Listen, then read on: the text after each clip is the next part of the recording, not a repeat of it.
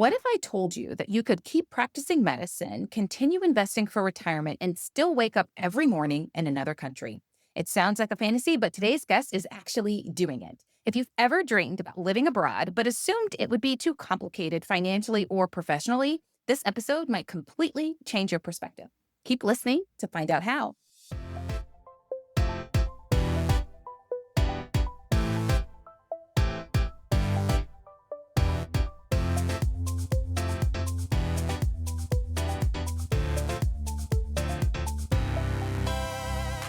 Hello, and welcome to the Wealth Minded and Deep podcast with your money best friend. I'm Dr. Lisha Taylor, and of course, I'm here to help you build wealth and make good money decisions so you can create the life you desire with more control over your time. As physicians, one of the most important things that we can do is make sure that we secure our income. That means that if we were, for some reason, unable to work due to a car accident, a medical illness, a chronic condition, mental health disorder, that we still have money coming in. Because a lot of our financial plans are contingent on our high doctor income. And so one of the things that you will need to do is make sure that you get long-term disability insurance. And I know, as well as anybody, that getting this is not necessarily fun, and all insurance agents are not created equal. However, Pradeep Otto and his team at PKA Insurance Group are different. They are who you want to contact if you need long-term disability insurance or life insurance. They have a reputation of putting people over profits and always doing what's best. If you're in need of life insurance or disability insurance, be sure to reach out to Pradeep and his team today. They will help you get the insurance you need with the service you deserve. All right, everyone. I think that one of the biggest reasons that people never pursue their dream lifestyle isn't because it's impossible. It's because they assume the logistics will be impossible. They assume they'll have to give up their career, they'll have to stop investing, they'll lose access to healthcare, they'll have to completely rebuild their financial life. But what if most of those assumptions aren't actually true? Today, I'm talking with Dr. Kristine Goins, founder of Nomad MD, who has built a life that many physicians and other high income earners can only dream about. And she's going to show us exactly how she made it work. All right. So today we have sort of a wealthy insights segment episode, if you will. And I am very, very excited to be joined by my guest, Dr. Kristine Goins, aka Nomad MD. Welcome, Kristine, to the podcast. Thank you for having me. I'm so excited for our talk. Yeah, I'm excited to have you here because we were talking offline about some of the amazing things that you're doing, and already I am jealous of your life. And so I venture to say or bet that some of the people listening, after hearing, you share your story and about some of the awesome and cool things that you are doing, they too might be jealous of your life, or better yet, want to emulate parts of your life in theirs in terms of being able to take some of the things that you've been able to do and implement that in their own lives and in their own careers. So before we get started, though, I want to give you a chance to kind of introduce yourself. So tell us a little bit about what you do, where you're located, and how you got into what you do.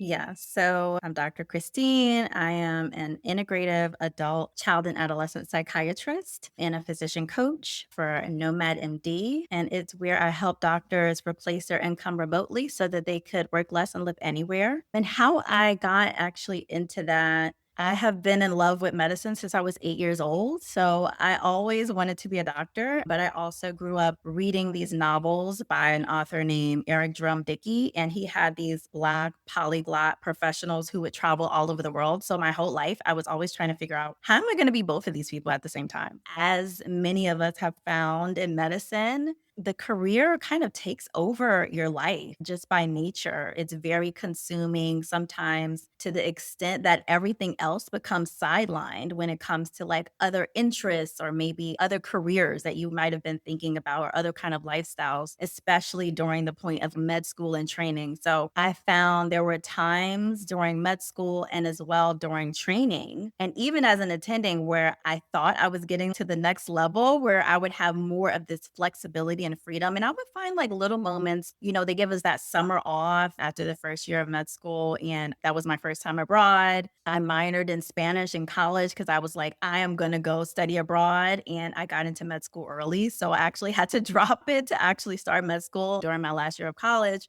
So it was like always the medicine was competing with this life. And then when I became an attending, I got really, really burned out because I thought this was finally going to be it. I was going to have the freedom and flexibility to do what I wanted. And I had more responsibilities. I was taking care of the incoming fellows as a associate program director. Like I had all of these things that were really wonderful in terms of the impact that I always wanted to make, but it was at the expense of this life that I always wanted to have. And so in the midst of my burnout, I had a real discussion with myself, had so many physical ailments, like my body was trying to tell me this is not going to work, headaches and whole body spasms. I ended up in a neurologist's office. And during that conversation, just 1 minute in, I was already like, oh my gosh, I have so much work. I'm so stressed. And he just paused me and he was like, look, I'm going to prescribe you Lexapro.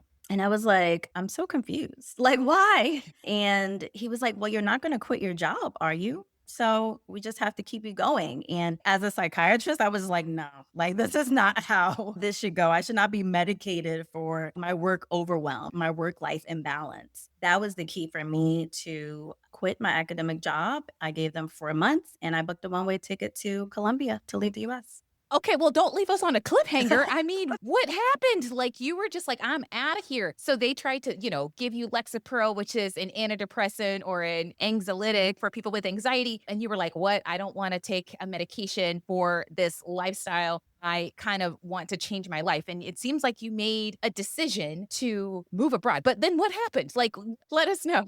I mean, I spent that 4 months that I had because I gave them 4 months notice, more than enough time. Mhm. And during that 4 months, I constructed a plan for how I was gonna support myself financially. I got my first contract remotely that I was gonna use to support myself. I started that while I was still working full-time in academia. Thought about all of the things, health insurance, retirement, like all of the pieces that terrify a doctor about how they're gonna live life differently. I had all the terrified feelings and I went through them all. And one by one, I figured out how to make it happen because it was just that important, not only to like the lifestyle that I wanted to live, but to my health, to my well being, to my impact as a physician, the relationship and interaction that I want to have with patients. Like, I never want to be the type of physician that shows up and teaches something that she's not living. So I think to really have the impact that I wanted, I needed to make lifestyle change. So I made it a priority. Wow. Okay. So it seems like you were burned out. You decided that you were going to live abroad. And it seems like, from what you said, you are now practicing medicine abroad. And in the midst of you making that transition, you had to figure out some very key life things. What am I going to do about health insurance? What am I going to do about money? How am I going to work? Am I able to work? Like all of those things. And I know this is a financial podcast. And one of the questions I was going to ask you is, how are you making money? And it seems like you're making money by Yeah. practicing medicine. But please correct me if I'm wrong. If that is the case, how did you kind of secure your first gig? And how did you deal with some of those questions about health insurance specifically? Yeah. So I make money by I have a medical consultation company. So I consult 1 day a week in my specialty area of adult and child psychiatry. And then I also make money from my coaching business, Nomad MD. And the rest of my money I make through investments, mostly stocks. So that's like what I consider truly passive income. Not to interrupt you, but how did you secure, I don't know if I'm articulating this correctly. How did you get the ability to practice medicine abroad? Like, is there a different licensing office or protocol that you have to go through in order to do that? So I practice remotely. So that means that every client that I see is located in the states within the United States that I am medically licensed. So I don't see any patients in all the countries that I live in. I only see patients that are located in those states where my licenses are held. And so that's how I do it. And in order to do that, it does depend on the states that you're licensed in. There are certain tricky states that are a little bit more restrictive in what they allow. My home state of New Jersey is one of them, but I've never practiced in New Jersey. But you do have to understand both the federal and the state laws where you are practicing depending on the country that you're coming from. And that was part of all that work was talking to dozens of lawyers and really learning about the pieces that make remote medical consultation possible.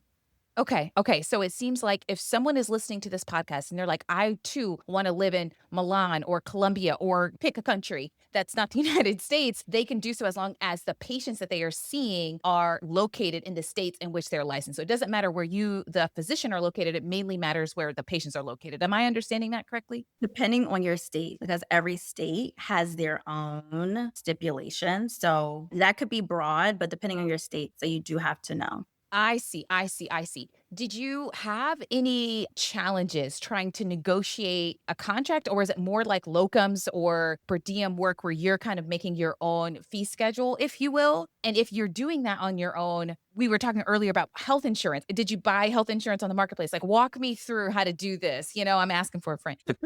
Yeah. So, in terms of like getting remote contracts, it's really about your own negotiation. Like, do you know how to present yourself in the marketplace for the skill set that you have for your particular specialty? Or even it could be outside of your specialty and just the transferable skills that you have within your specialty that you can use, whether medically or in other areas. So, that's part of what I help other physicians learn how to do so that they can also get remote contracts. So, once you do that and you actually network, you can actually similar in a way to locums because you can be your own right business and you can have a contractual agreement with a clinic, with a hospital, with another organization where you are working with them as a collaboration, but you are not their employee. And so that does mean that you get to negotiate what your compensation rate is. No one tells me what my schedule is. Nobody tells me this is how many days you will have off, right? Everything is completely up to you, even down to every single patient that I see. It's my choice. My treatment plan is my choice. So everything is really up to you. And I think that's part of that autonomy and freedom. But that also means that you have to decide your own healthcare plan, right? So I have an international healthcare plan, which means that I can see a doctor anywhere in the world other than a place where there's war right now, where it's going to be likelihood that I might not come back. Other than that, I can see a doctor anywhere in the world. And so that's what kind of health insurance I've decided to have. And it's also protective of my family. It includes everything for if, God forbid, something happens to me abroad. One of my family members will be flowing out to be with me. If, God forbid, I die abroad, my remains will be flown back to the United States so that my family doesn't have to handle that for them. So it really encompasses all of those things that you would need as a professional that is living abroad who has family in the United States and want to be prepared for that. Wow. Okay. That sounds fantastic. So it seems like what I'm hearing you say is, Leisha, there's a lot of different ways that you can sort of build this kind of practice. One is by marketing, right? And just getting patients on your own, maybe having a personal website. Folks are finding you and they're making appointments with you sort of on an online basis. Another way it seems like is developing contracts with hospital systems or other healthcare systems in which they're saying, hey, we contract out work with a psychiatrist or with whatever specialty you are. And then those folks are coming to you that way. So it seems like there's different funnels, if you will, in order to bring in patients to your door, which seems great. And then it seems like for the health insurance question, and I'm asking this because I think that the health insurance question is one of the things that prevents a lot of doctors from being able to retire, or one of the things that they are worried about from being able to retire early is what am I going to do about health insurance? And maybe it's something that isn't on other folks' radar until they have the experience of trying to pay for it themselves. And then they realize it's really expensive. So for your international healthcare plan, how did you secure that? Like, did you find that sort of plan on the federal marketplace, or was there like a different pathway that you went to in order to find the health insurance plan that fit you that was international? Yeah, so you're not gonna find this plan on the federal because it's international, so That it's makes not sense. federal. Mhm, You can go directly to the company themselves. There's tons of companies that actually have international healthcare plans. mhm, mhm. I spoke with a broker for international healthcare plans Ah, because, I see. like many physicians, I was anxious about which one I should choose. And Yeah, so yeah. I went through what's the worst case scenario. And I was also someone under like medical conditions at the time that I wanted to make sure we're going to be covered. That's really a big concern because some of the cheaper bumping around as a 19-year-old plans may not be for a seasoned physician. Yeah. Thinking about all of those things, it made it very easy. I can say for people that I know right now who are employed in the United States, a lot of them, if they're not, let's say, employed by a hospital that's maybe paying for part of their healthcare, I'm paying less than they are to be able to see a physician anywhere in the world than they are just to see a physician in the United States. Wow. Okay. So what you're saying is not only was it not that bad, but it in some cases might actually be cheaper than some folks who, let's say, only have plans in the United States. So that's interesting. And it seems like similar to how someone might go to an independent broker to find their disability insurance or life insurance, they would go to an independent broker for health insurance. And then that broker would then shop them around and figure out what they wanted and give them different options of plans. And then you choose the one that you want. I have a follow up question. If you don't mind me asking, and it's okay if it's too personal, we can edit it out. Are you partnered? Do you have children? And what was that decision to move abroad in terms of did you move by yourself? Were you nervous to move by yourself? How did you navigate that move with other family members? Yeah, and I have a podcast episode I just did with my mom talking about it because we never spoke about it Just until like, that bye, podcast mom. episode. I was like, "Okay, I'm moving abroad," and she was like, "You're not going anywhere." It was a thing. Yeah. So I am partnered. My partner lives in Argentina. I'm child free by choice. So I don't have any children. But at the time, it really was more about like my family in terms of making that decision because I'm really, really close with my family. So going to another country was, especially for my mom, it was very scary for her. You have this wonderful job and you have these titles and you're a doctor. What do you mean? Like, it Mhm, was mhm. very much like that. But like I said earlier, this was so important to my own purpose, my own dream since I was a kid, my own vision for my life and my own well being that I had to make that the priority. And my mom is going to be in Milan next week. She's so enjoying this life that I created. It's not even funny. So I think it's really about being also true to yourself, having those honest conversations with the people that you love. And at the same time, being able to, in those moments that we talk about on the podcast, because she was someone who was partnered and married for over 20 years. So, what that could be like if you're actually having that conversation with a partner about moving abroad versus like a family member. But I do think for her, it was about seeing the examples. And she wished that at that time I had shown her there were other doctors who were able to do it and that I had shown her, like, okay, this is an example of like how other doctors are able to build community abroad or how other people are able to make money abroad. Because I was just like, Ma, I got it. You'll see on the other side. But she wanted to see more in that before I made the transition to help kind of calm some of her own anxieties. And I think that if you are moving with your entire family, I have clients who have multiple children and have spouses and they're doing the same thing, but they're also having really important conversations with their family members about what that support is going to look like, what that transition looks like. They have already the breakdown and they know they're already making the remote money. So they already know the family's going to be taken care of financially. They have those access to the educational approaches and systems for the kids so they know how they're going to be educated and how they're going to build community abroad. Having all of that set up is really important to make the transition feel smooth.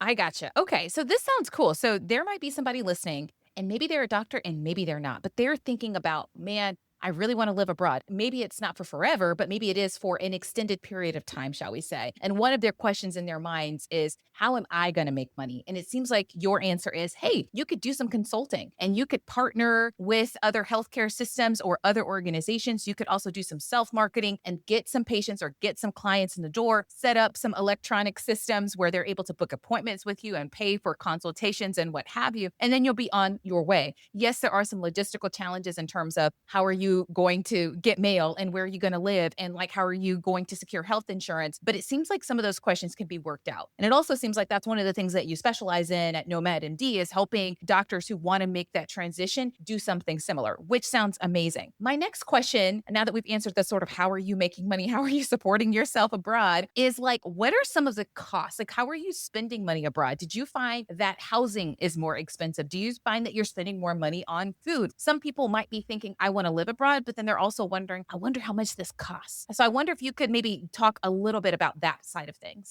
Yeah. For me, it was such like a financial relief to move abroad because I find that in many places, particularly where I chose to live, and I've lived in like 16, 17 different countries at this point, but there's a lower cost of living with a higher quality of life. And so coming from DC, which is where I was living before I moved abroad, I found that my expenses dropped to a third. So Wow. when you're thinking about the major expenses like housing, transportation, health, healthcare, education for children, all of those things, even food, right? So all of those major expenses, I found that they were significantly lower and many times higher quality based on where I was living. So for me, it was great because I wasn't having like a big change in my compensation or my money. I was really just having a big change in the amount of expenses that I had.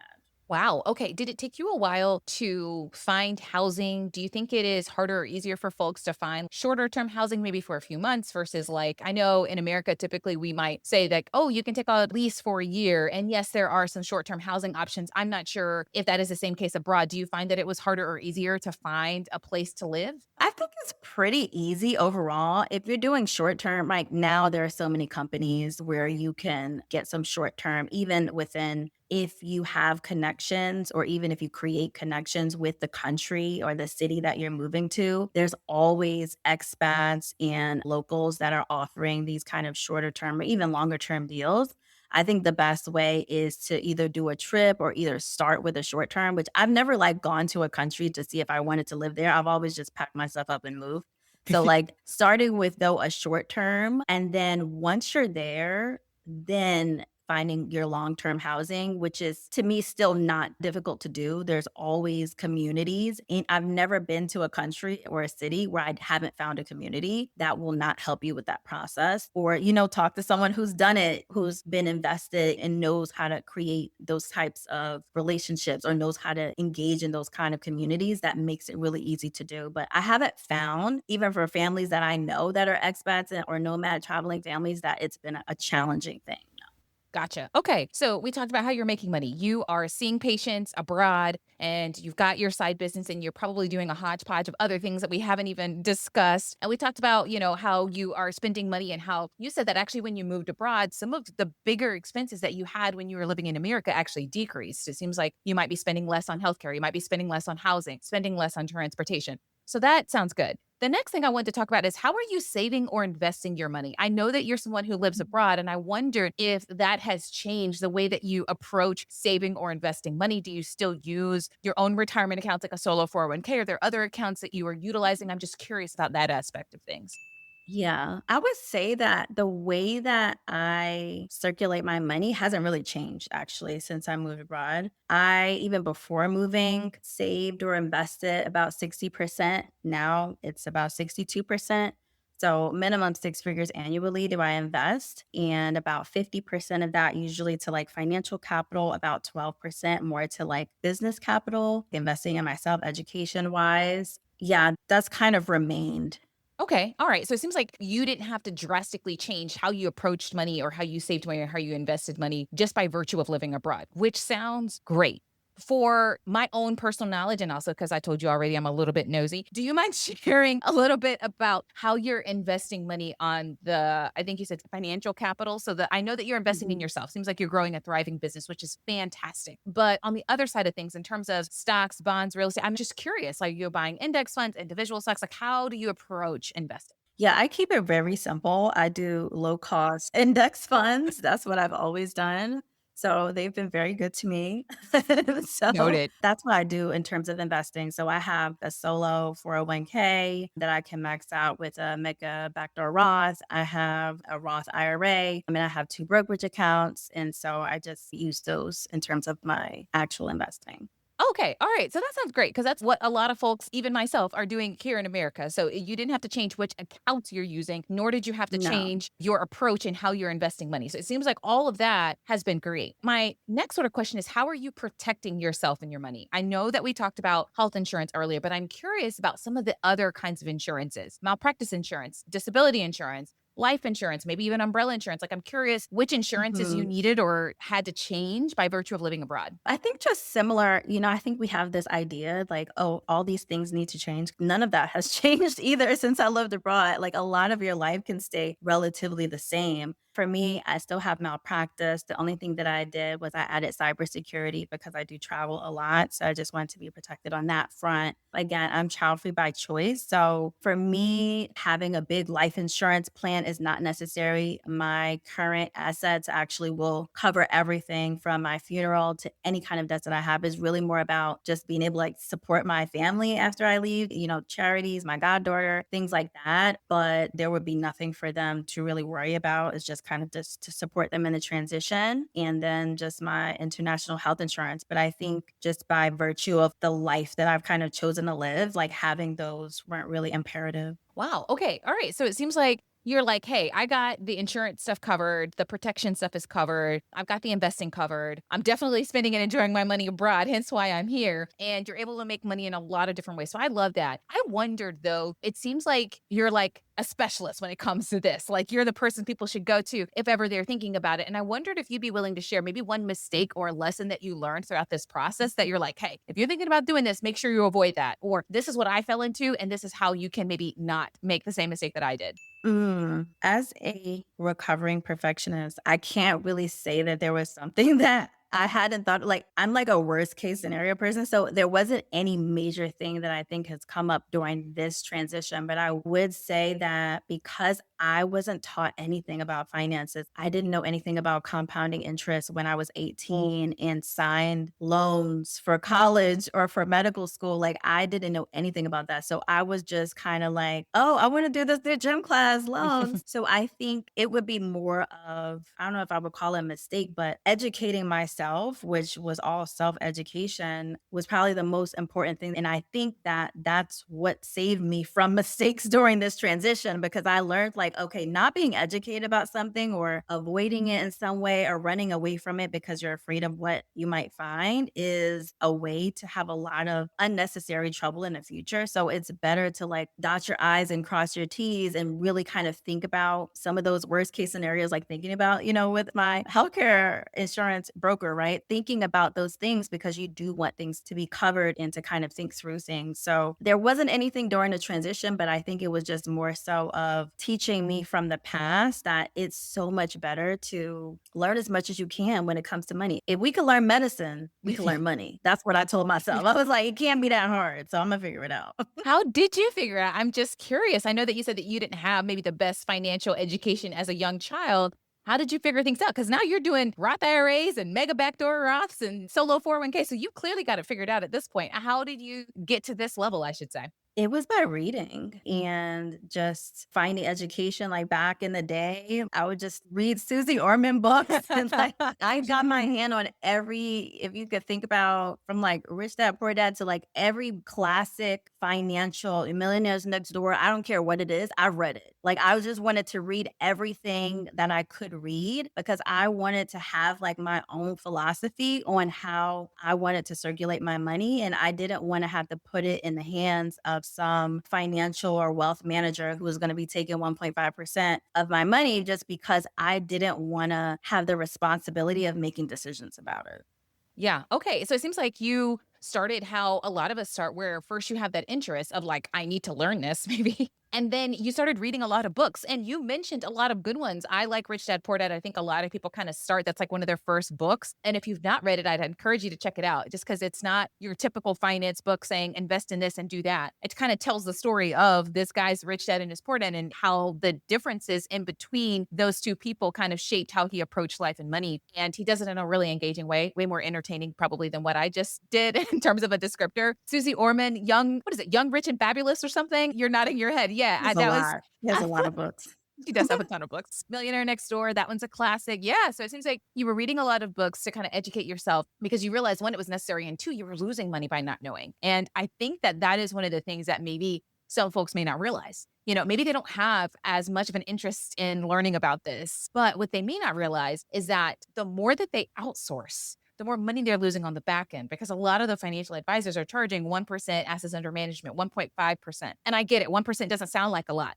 When you actually run the numbers and you realize, oh gosh, this guy or this lady or whomever earning 1% of $1 million is still, them earning quite a lot of money each year. And is that worth it? Maybe I can learn some of this myself. Maybe there are specific tasks like taxes or whatever that I might have to outsource and pay somebody to do. But in terms of the general management of my portfolio, me learning this myself might save me 5, 6 figures per year. And that's a pretty large amount. I see what you're saying there. It seems like that was like sort of the impetus for you. I'm curious about debt. I think that you had mentioned that you took out loans either for undergrad or for medical school. Did you end up paying that back? Did you end up getting it forgiven? How did you approach that?